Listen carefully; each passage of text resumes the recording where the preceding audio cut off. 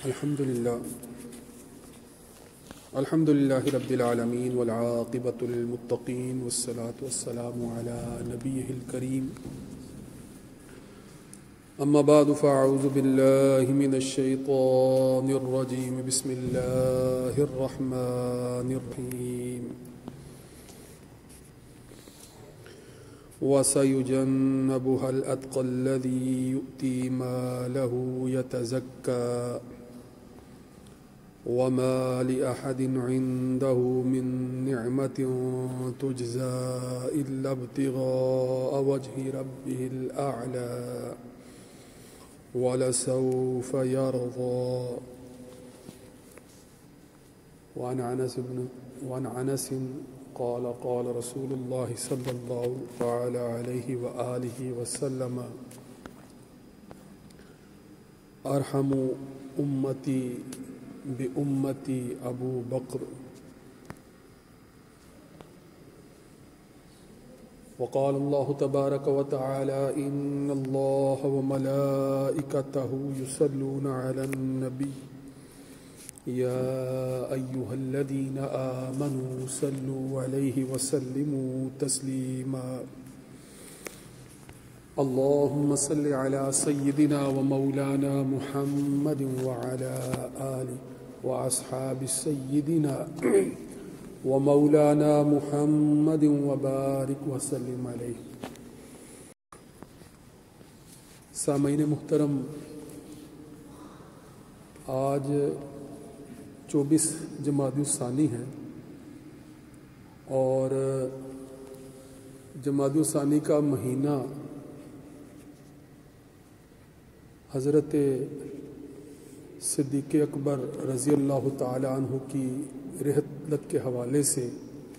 یا دوسرے الفاظ میں کہیں کہ 22 جمادی الثانی یوم صدیق اکبر کے حوالے سے بڑا اہم دن تھا، جو کہ گزشتہ ایام میں گزرا ہے. یوم صدیق اکبر کے حوالے سے کچھ گزارشات جو ہے وہ آج آپ کے سامنے رکھنی ہیں.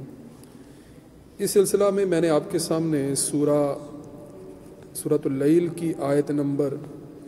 17، 18 اور 19 تلاوت کی ہیں.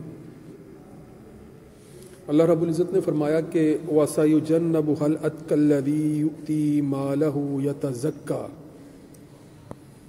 یعنی اور اس سے بہت دور رکھا جائے گا جو سب سے بڑا پرہیزگار ہے، جو سب سے بڑا پرہیزگار ہے، جو اپنا مال دیتا ہے کہ ستھرا ہو، یعنی اس کا تزکیہ ہو جائے، وہ پاک ہو جائے، ستھرا ہو. وَمَا لِأَحَدٍ عِندَهُ مِن نِعْمَةٍ تُجْزَى إِلَّا ابْتِغَاءَ وَجْهِ رَبِّهِ الْأَعْلَى، اور کسی کا اس پر کچھ احسان نہیں جس کا بدلہ دیا جائے، صرف اپنے رب کی رضا چاہتا ہے، صرف اپنے رب کی رضا چاہتا ہے جو سب سے بلند ہے. وَلَسَوْفَ يَرْضَى، اور بے شک قریب ہے کہ وہ راضی ہو. مفسرین کرام لکھتے ہیں کہ ان آیات میں حضرت صدیق اکبر کی فضیلت بیان کی گئی ہے کہ جو اپنا مال اللہ کی راہ میں اس قدر خرچ کرتے ہیں کہ ان کو اس سے غرض نہیں ہے کہ مال جو ہے وہ اللہ کی راہ میں جب وہ خرچ کر رہے ہوتے ہیں تو اس کے علاوہ ان کی اس سے کوئی غرض نہیں ہے کہ وہ اس کے ذریعے سے اللہ رب العزت کی رضا چاہتے ہیں. اور جب اللہ کی رضا کے لیے انہوں نے دنیا و مافیہا اور ہر طرح کی مالی اور بدنی عبادات کا اظہار کیا ہے، تو یقیناً اس کے نتیجے میں اللہ رب العزت نے بھی ان کے متعلق یہ فیصلہ فرما دیا ہے کہ وَلَسَوْفَ يَرْضَى، کہ بے شک قریب ہے کہ اللہ ان سے جو ہے وہ راضی ہو. یعنی اللہ کی رضا جس طرح کسی کا قرب حاصل ہوتا ہے تو قرب کے انداز میں اللہ کی رضا جو ہے وہ ان کو حاصل ہے. سامعین محترم، آپ جانتے ہیں کہ حضرت صدیق اکبر رضی اللہ تعالی عنہ جو کہ خلفائے راشدین میں بھی سب سے پہلے نمبر پر ہیں، اسلام کی دولت سے فیض یاب ہونے کے حوالے سے بھی سب سے پہلے نمبر پر ہے، یعنی وہ فرد جو سب سے پہلے آپ صلی اللہ علیہ وآلہ وسلم پر ایمان لایا۔ ایک تو اگر آپ کو تاریخی اعتبار سے دیکھا جائے تو آپ صلی اللہ علیہ وآلہ وسلم کی پیدائش اور حضرت صدیق اکبر کی پیدائش میں بہت کم فرق ہے، قریب کے جو ہے وہ مہینوں کا، چند مہینوں کا شاید فرق ہے۔ اور پھر پیدائش کے بعد سے ہی بچپن میں بھی، لڑکپن میں بھی، جوانی میں بھی ایک کثیر وقت جو ہے وہ آپ صلی اللہ علیہ وآلہ وسلم کی معیت میں گزرا ہے، اور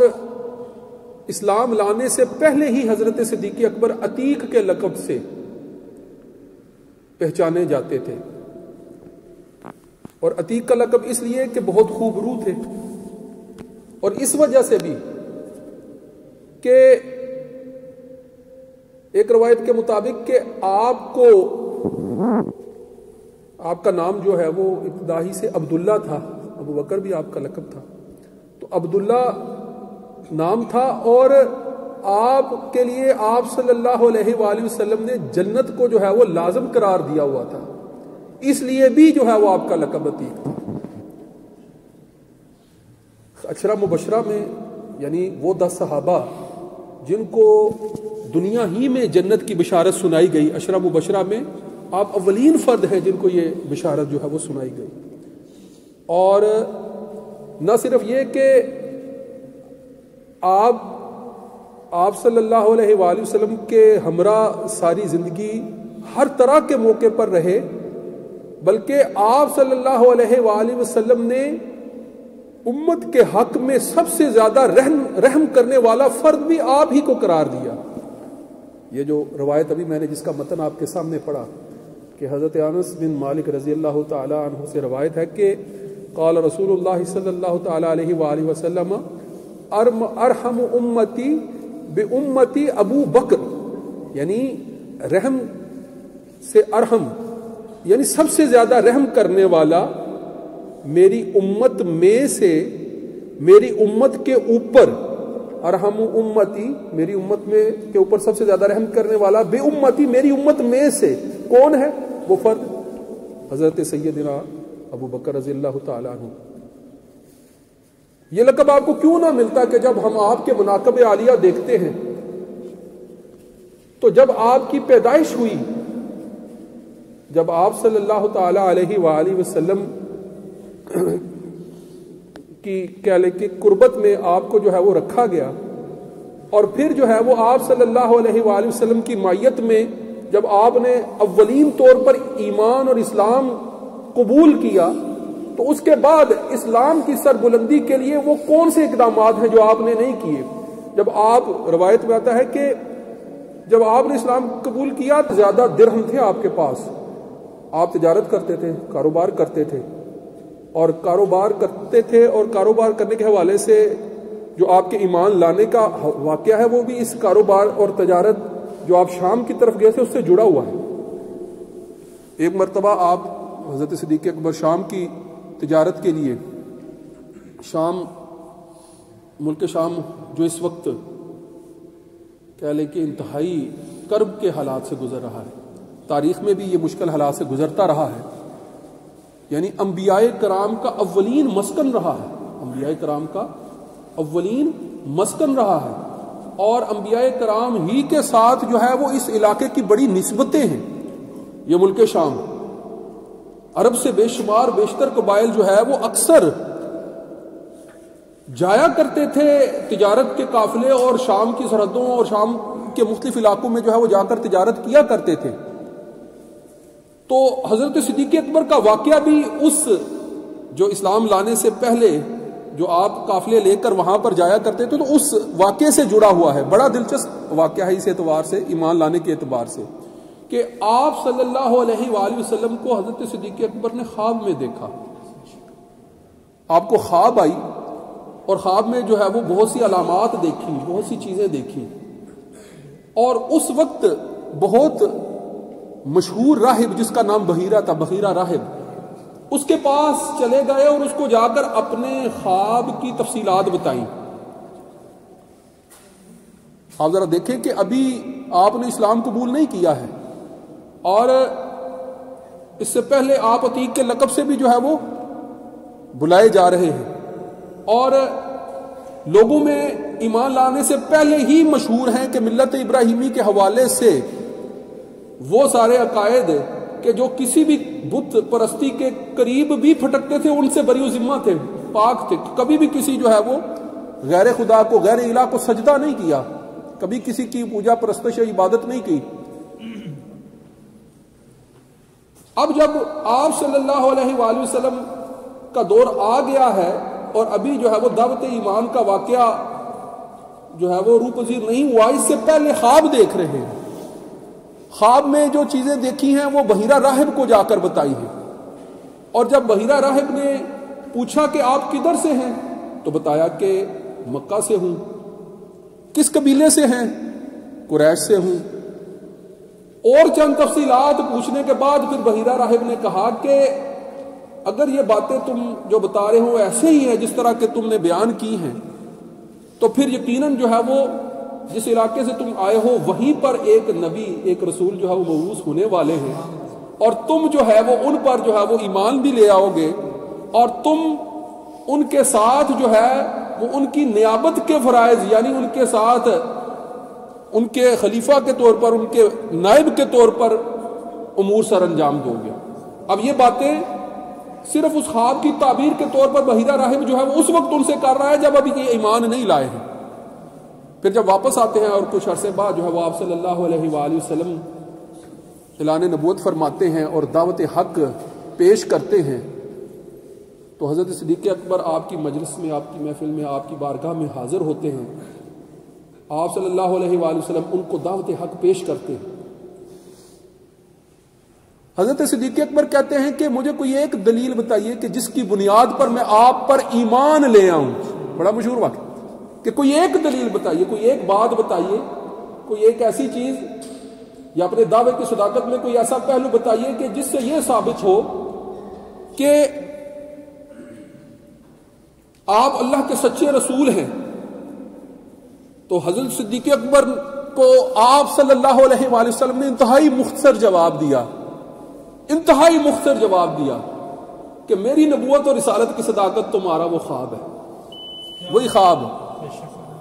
خواب جو ملک شام میں دیکھا تھا اور بحیرہ راہب نے جس کی تعبیر آپ فوراً جو ہے وہ ایمان لے آئے. سب سے پہلے مردوں میں ایمان لانے والے آپ حضرت صدیق اکبر رضی اللہ تعالیٰ عنہ. اور پھر جو ہے اللہ رب العزت نے جو ہے وَسَيُجَنُّبُهَا الْأَتْقَى الَّذِي، یعنی اتقا کے جو لفظ کا استعمال یہاں اس آیت میں کیا ہے، یعنی متقیوں اور پرہیزگاروں میں سب سے افضل، سب سے اعلیٰ اور سب سے بلند درجہ پر جو فائز فرد ہیں وہ آپ ہیں. وَسَيُجَنُّبُهَا الْأَتْقَى الَّذِي يُؤْتِي مَالَهُ يَتَزَكَّىٰ، کیوں کہ آپ جو ہے اپنا مال پاک کرنے کے لیے پیش کر دیتے ہیں. آپ کی جو ہے وہ کوششیں کون کون جو ہے وہ ایمان سے سرفراز نہیں ہوا. حضرت بلال کہ جن کا غلام، جن کا مالک، بلال اس وقت غلام تھے، جن کا مالک جو ہے وہ تپتی ریت پر لٹا کر ان کے اوپر پتھر رکھ دیا کرتا تھا، اور ان کی زبان مبارک سے جو ہے وہ عہد کے الفاظ پھر بھی جو ہے وہ بدستور جاری رہتے تھے. وہ اللہ اکبر کہنے والے بلال تپتی ریت پر بھی اللہ اکبر کہہ رہے تھے. حضرت صدیق اکبر نے ان کے عوض جتنا منہ مانگی رقم جو ہے وہ اس کے آقا نے مانگی اس کو دے کر آزاد کروایا، اور وہی صدیق اکبر جنہوں نے حضرت بلال کو جو ہے وہ دعوت اسلام دی اور وہ اسلام لے آئے. اسلام وہ اس سے پہلے قبول کر چکے تھے اور آپ کی جو ہے وہ کوششوں سے جو ہے وہ آزاد ہوئے. اور پھر وقت نے دکھایا کہ کعبے کی جو ہے وہ چھت پر چڑھ کر جو ہے وہ سب کے سامنے وہی کلمہ حق جو ہے وہ حضرت بلال جو ہے وہ بلند کر رہے ہیں. یہ مناقب و فضائل حضرت صدیق اکبر کے کہ اپنے مال درم، جب ہجرت کا وقت آیا تو 5000 بھی نہیں رہ گئے تھے. جب آپ صلی اللہ علیہ وآلہ وسلم کے ساتھ ہجرت کا وقت آیا تو 4 درہم اب 5 بھی نہیں رہ گئے، یعنی سب کچھ جو ہے وہ اللہ کی راہ میں دے رہے ہیں، اپنے مال کو پاک کر رہے ہیں۔ اور وہ واقعہ بھی آپ کو یاد ہوگا کہ غزوہ تبوک کے موقع پر جب آپ صلی اللہ تعالیٰ علیہ وآلہ وسلم نے صدائے عام کی کہ بھئی بڑی دور کا معرکہ ہے، سب جو ہے وہ اپنی اپنی طرف سے جو کچھ لا سکتے ہیں لائے، تو حضرت عمر فاروق جو ہے وہ نیکی میں سبقت کرنا چاہتے تھے، آ کر اپنا مال جو ہے وہ رسول اللہ صلی اللہ علیہ وآلہ وسلم کی خدمت میں پیش کیا۔ آپ صلی اللہ علیہ وسلم نے پوچھا کہ عمر کیا لے کر آئے ہو؟ وہ فرمایا کہ جو کچھ لایا ہوں اتنا ہی گھر میں چھوڑ کر آیا ہوں اور یہ لے کر آیا ہوں۔ آپ صلی اللہ علیہ وآلہ وسلم خاموش ہوئے۔ اس کے بعد جب صدیق اکبر آئے تو ان سے پوچھا کہ کتنا لے کر آئے ہو، کیا لے کر آئے ہو؟ تو جواب دیا کہ اللہ اور اللہ کے رسول کے علاوہ باقی سب کچھ لے کر آئے ہو۔ یعنی اللہ کی راہ میں مال کو پیش کر دیا، ہر طرح کی جو ہے وہ خدمات پیش کر دی، اور صرف جو ہے وہ اللہ کی رضا کے مطلوب تھے۔ اللہ رب العزت ان کے اعمال کو اپنی بارگاہ میں شرف قبولیت عطا فرمائے۔ وآخر دعوانا الحمدللہ رب العالمین۔ اللہ بھی ہمیں ان کے اسوہ حسنہ پر چلنے کی توفیق عطا فرمائے۔ سنتے ادا فرمائے۔